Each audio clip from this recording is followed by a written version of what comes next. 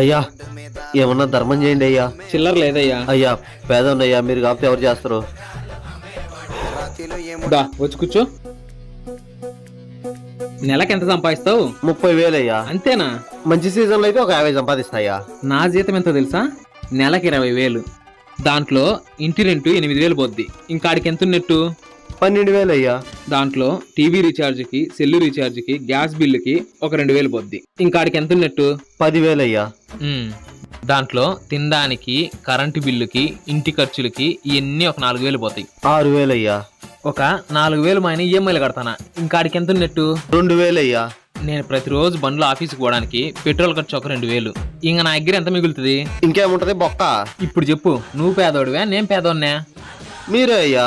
మరి ఎంతో కొంత ఇస్తే నేను పోయి టిఫిన్ చేసొస్తా. దేవుడు నిన్ను చల్లగా చూడాలయ్యా.